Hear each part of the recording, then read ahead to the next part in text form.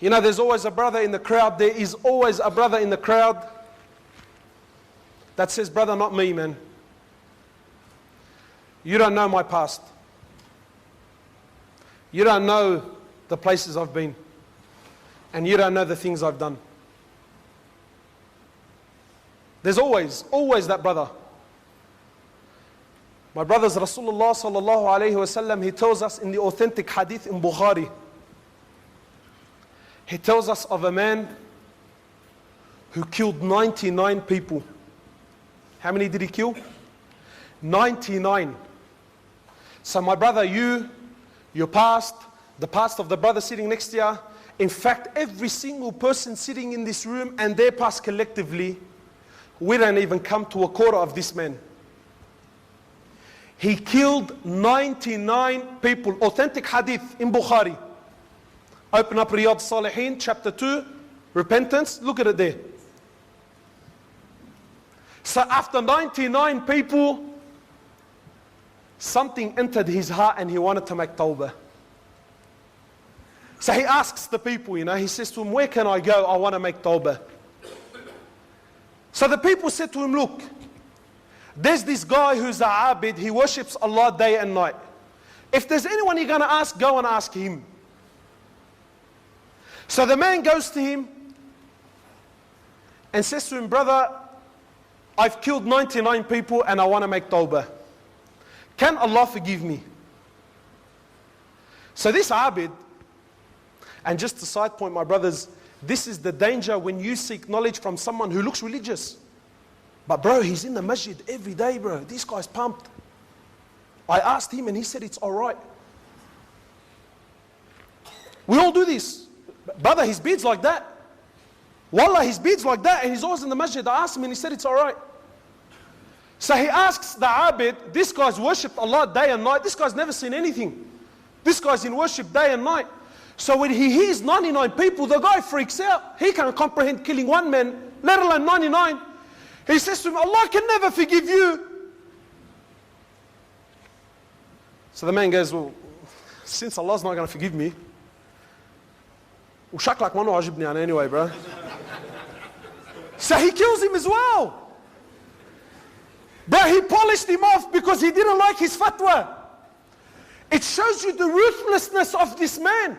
He killed a abid, not someone who offended him, or someone who, eyeballed him, or someone who opposed him out on the streets, he disrespected. No, this guy's a worshipper, bro. But because he didn't like his fatwa, he killed him and made him 100.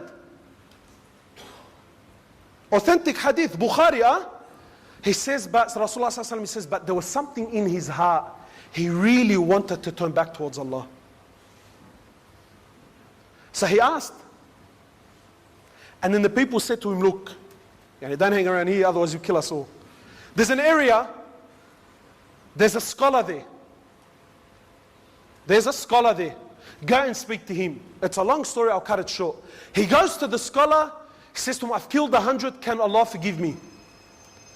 Now look at the difference between when you ask, the guy in the mosque, the guy of the big beard, when you ask him and you ask a alim.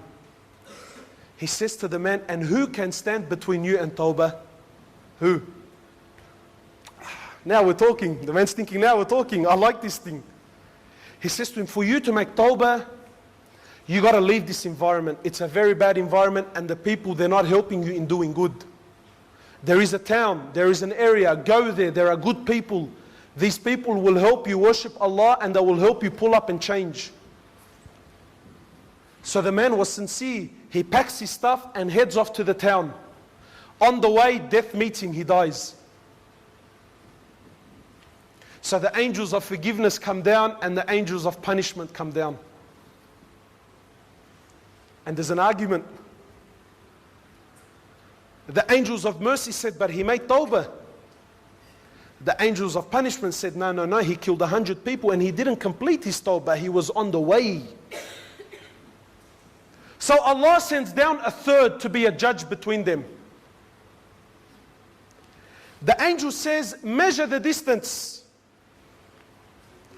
If he is closer to the town of sin, then let the angels of punishment take him. But if he is closer to the town of forgiveness, then let the angels of mercy take him. So they measured the earth, and unfortunately for him, he was closer to the town of sin. Authentic hadith in Bukhari, Allah ordered the earth to change its dimensions and made him one hand span closer to the town of piety. 100 people. But he was sincere. Allah gave him this. Brothers, Allah subhanahu wa ta'ala's mercy and forgiveness is not a free ticket for you to go out there and sin. Don't misunderstand the khutbah. Allah's mercy is for the one who wants it. Allah's mercy is for the one who does wrong and then he acknowledges his wrong and then he wants to turn to Allah, then Allah forgives him, yes. But this does not mean in any way, shape or form that this is a golden ticket for you and I to get out onto the streets and run amok and then say, you know what, I'll repent when I'm older. You're planning and plotting against Allah. You think Allah doesn't know what's in your heart, brother? Sister, do you think Allah doesn't know what's in your heart? What makes you think that you will make that tawbah, that you will repent before death comes to you? It's like Pharaoh. Allah mentions him in the Quran. Pharaoh, the biggest tyrant. Then when death came to him and he was drowning, he said, oh, I believe in the Lord of the Israelites. Allah says, now you've acknowledged. Now you've come. And Allah took him. Allah did not accept this tawbah. So don't be of the foolish, my brother and sister. Make tawbah towards Allah. Ask Allah subhanahu wa ta'ala and let Allah hear your voice. Allah wants to hear your voice.